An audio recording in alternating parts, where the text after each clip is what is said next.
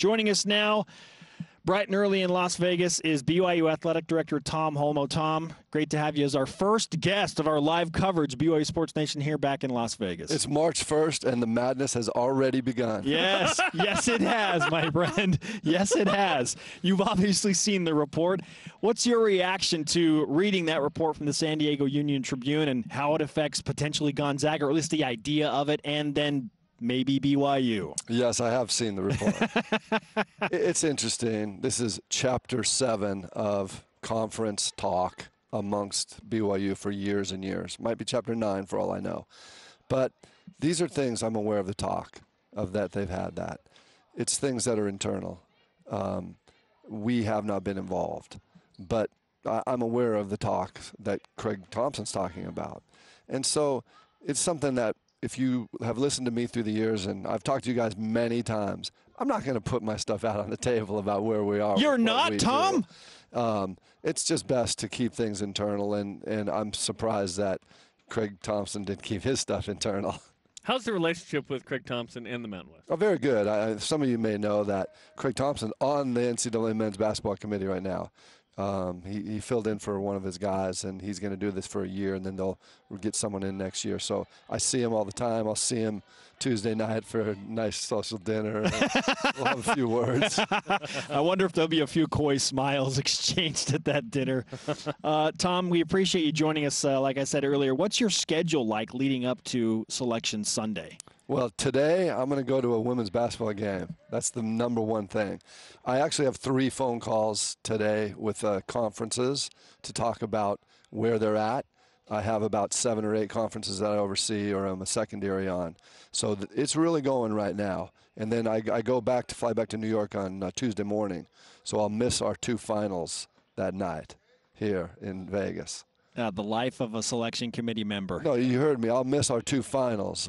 That will be. Yes, I'll have to miss our team playing, but I got to go back. Super to New York. disappointing that you won't be there for the championship games for That's BYU. Right. When BYU is in both. When BYU is in both. Okay, let's talk about how the selection process has maybe changed a little bit this year. Mm-hmm. More metrics officially involved. RPI is still kind of the core metric, it feels like, but I see the team sheets and I see Quad 1, 2, 3, 4, KPI, BPI, KenPom all used. What role have metrics played in this year's process? I think as everybody sees it's more public, you can see that it's organized differently and I think better. Quite frankly, the committee has used those metrics for quite a while. I mean, since I've been on the tournament committee, there's been more emphasis, not from the direction where you have to use them, but every one of the committee members has their way of doing it. You look at the RPI, and for the last couple of years, it's been taking some shots. We still use RPI until it changes. It will. The committee's been talking about the RPI for modifying a while. A different metric? Yeah, a different metric, and that's not a secret. And NABC, the National Association of Basketball Coaches, has been working closely with the committee and other basketball organizations to make sure that we get this right. Right this year, you're going to see the RPI as what sorts the teams. There's got to be some sorting. And as you see the predictive and the results-based metrics is right now, they're good. There's a lot of them. They're statistically sound. You can go through and study. And that's what we've been doing in the off season. We do have an off season, not just March Madness, is trying to work to the future and what's going to be the best. Working with the NABC, working with the coaches, the teams, and everybody to determine what's going to be the best. There's a lot of ways to do it. If you look at all the metrics, some people like this one, some people like that one. When you get in the room, we have this conversation, and you'll hear a little bit of all of them, but there's probably, a small number, maybe 7 or 8 that are talked about the most. BYU Athletic Director Tom Holmoe with us live from Las Vegas at the West Coast Conference Basketball Championships, I should say. For you, Tom, and you mentioned everyone has their own different variation of where they put their, emphasis on building and looking at an at-large resume for a specific team. What are the critical standards for you? I'm a coach. I'm a former coach. I like watching the games. So the eye test. I mean, they don't like to say, the coaches don't like us saying the eye test because that's what they do. They want us to look at it a little bit differently. But there's nothing like watching the teams play. Now, certainly these metrics, as you watch them, and and you follow them through the year, and they can tell you some stories. But when you get down to selection Sunday, it actually is all week, and you look at those teams and you match up like they do on TV, and they give you the blind test of 3 or 4 of them. You got to watch those teams. You got to see them play. You got to know who their players are, what their strengths are. Can they shoot the 3? Can they defend the 3? How do they do in the crunch time at the end of the game? What's their strength? How do they match up? Do they press? All those things. And when you get in the room, then I'm going to say, hey, I've seen these teams play. This team's better than that team. You can put anything you want there. But I have to back it up. It's just my responsibility with the metrics. What conferences were you assigned this year? Well, my primary is the Big Ten. It's going to be a tough one. It's interesting because people are saying, I listen. Maybe 4 teams. That's hard to believe. But there's 6 teams that are probably under consideration right now. Loaded with parity. Yeah. And there's a lot of conversation too with March Madness this year about the FBI investigation and whatnot. What role, if any, does that have on March Madness this year? Well, it'll have a role, and that'll be on the topic of discussion every single press conference. So these teams are going to be from now until through the tournament. That's all they'll talk about. And you can see some of the coaches that are getting a little bit annoyed. It's their job. They have to talk about it. But they're trying to prepare their teams for conference championships and the big dance, whether it's the NCAA tournament or a postseason, and they don't want their teams to be distracted, their players distracted by this talk. But you can't avoid it. This is, item number 1 on everybody's agenda. What in the world is going on, and how are we going to fix it? Now, I would assume that sanctions and allegations and all that stuff, because it's still slow moving, it won't pull any teams out of this year's tournament, do you think? It doesn't appear that way, Spencer. I think that early on there was talk about it, but you can see that as the NCAA, you can understand it's like a tidal wave for the NCAA to be able to all of a sudden have to work one by one by one, looking at allegations of violations. And if you take like Bridges from Michigan State, for example, they've already looked at that. They've kind of settled it, and he's repaid, and he's going to play. Yeah. So there's one. Now there's a number of others we really don't even know. People don't know what they are unless the NCAA says we're in that investigation. So I think that we'll get through the tournament, and they'll sort that stuff out afterwards. But it's possible. That's the thing that kind of hangs over everybody's head. What if there's something big that they discover? Are they going to let it go? I doubt it.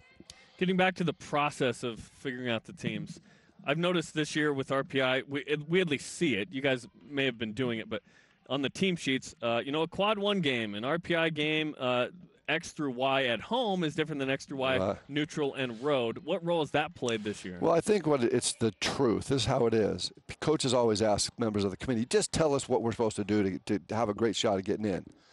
Play games, win games, play good teams. I mean, sometimes you're gonna have to go on the road. Road and neutral weighed more heavily. Oh yeah. So if you play a 1 through 30 team in the RPI and you win, well, a 1 through 30 team, that's a quadrant 1. 1 through 50 is neutral, and 1 through 75 is away. Yeah. So in the years past, the way they organized it, you could play a team like one team, the same team would be in the same quadrant for a win and a loss, where it's a lot easier to win at home than it is on the road, or so some teams say. And that's something that you guys could take into account, right? So you could say, okay, quad 1, they have X amount of quad 1 wins, and this team does not, or whatnot. In BYU's case, they're trying to get more quad 1 and quad 2 games.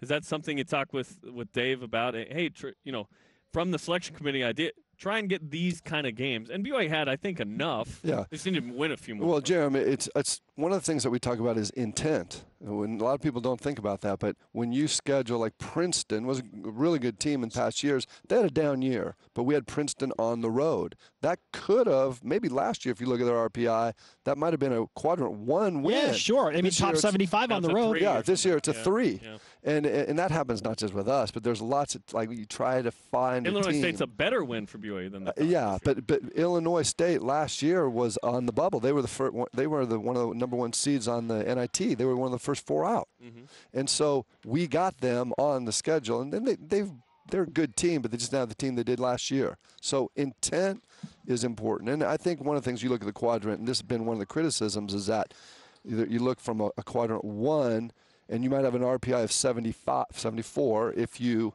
have, a team that you get a win on the road.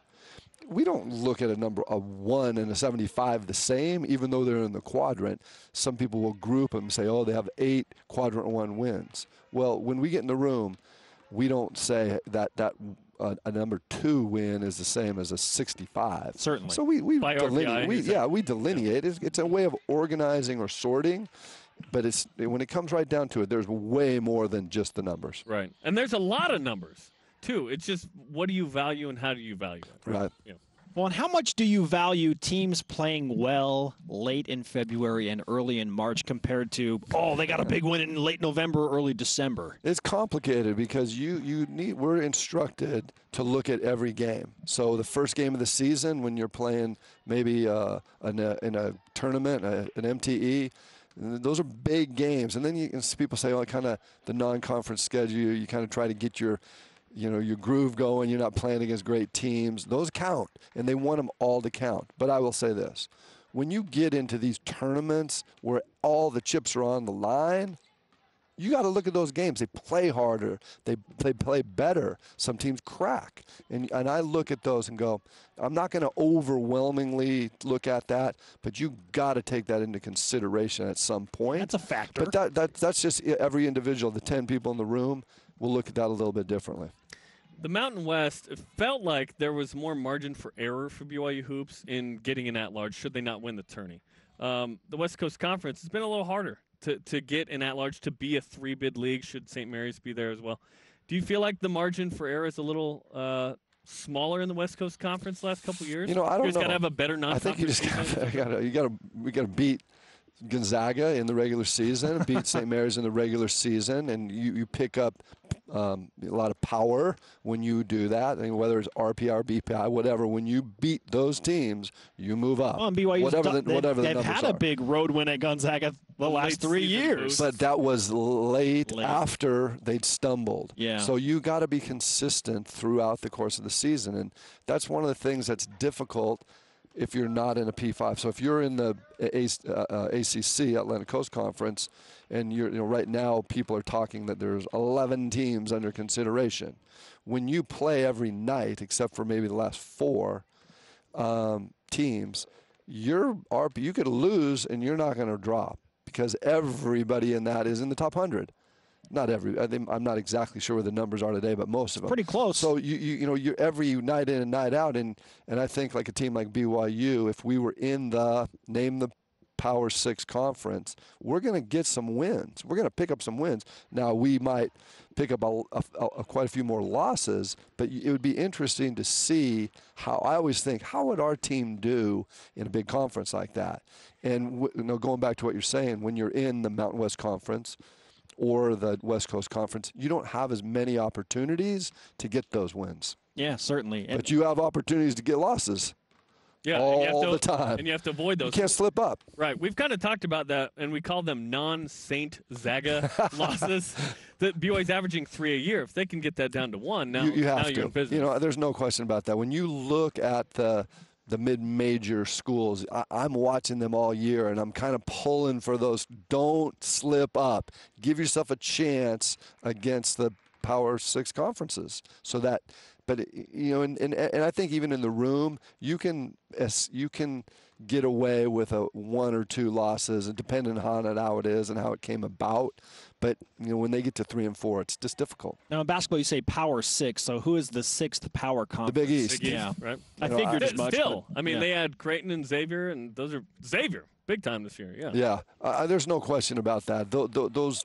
The Big East is a very, very strong conference, and when you play teams in that conference, you're not going to slip up. And there's a few at the bottom. Every conference has to, it's just the odds and statistics. Somebody's got to beat somebody. Someone's got to end up the bottom. I have the MEAC, the Mid-Eastern Atlantic Conference. There's 6 teams that are 11 and 4 going into the tournament. I think 6 teams tied for first. Everybody should watch that That's tournament. going to be a fun one. Yeah. Let's ask you a football question as we get ready for spring. Oh, yeah. In the middle of the madness, there's football happening at BYU. Team. Gonzaga doesn't have one. What was this off-season like for you as there were some major changes made, and now you hope to kind of go to the next chapter? I think the word I'd use is invigorating. We didn't live up to the standard that we needed to last year, so we had to do something. And there were changes that were made, and Kalani and his staff had made some changes to try to get things right. But there's some internal changes, and there need to be some attitude changes, some personnel changes.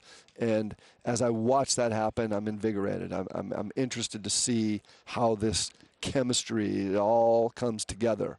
There are really good people around last year, really good opportunities. We just didn't put it all together. And this year, starting from day one, there's so much that goes into the preparation for those 13 games. There's only 13 games, but there's so much effort and so much planning and energy that goes into that. And if you're not invigorated, it's not going to go well. So I'm ready to go. BYU Athletic Director Tom Holmoe with us in Las Vegas. 8 quarterbacks will be in the room at some point. Are you ready to be the 9th, Tom? Yeah, they're all looking for Steve. Yeah, you want to be the 8th a little bit, right? You don't want to be the 8th. Let me tell you, that's like urban legend. He might have been the 8th quarterback for a day, but I was there. He moved up from 8 to 4 real fast. Oh yeah, he'll tell you. Hey, at one point I was the 8th string. That's probably true. For 2 hours. Yeah. He was on scholarship. Come on. Oh, good stuff. Tom, it's always great to talk to you, man. You have a whirlwind approaching. Let's give you some BYU Sports Nation karma so you can handle that as you always do. I need the glasses in Vegas. Come on, let's go. Don't give me a pair, because you've given me a pair for every year and nothing happens. I have some here? Forget it. Oh, Tom, you better have some. At least wear them for a second. No, I'm not. I'm not wearing them. If my coaches can be superstitious, then I can too. We're going to put them by you. Put them there. I'm not touching them. Oh, that's good stuff. Okay, put the bag back down. The karma's intangible. So, yeah, it's the new SI curse, except we want to be the Astros. You know what I'm saying? I'll take the Astros. Yeah, 4 years from now. All right. Okay, safe travels, my friend. We'll enjoy the basketball game today. And, Go Cougs. Yeah, absolutely. #GoCougs. Tom Holmoe, the athletic director, with us on BYU Sports Nation.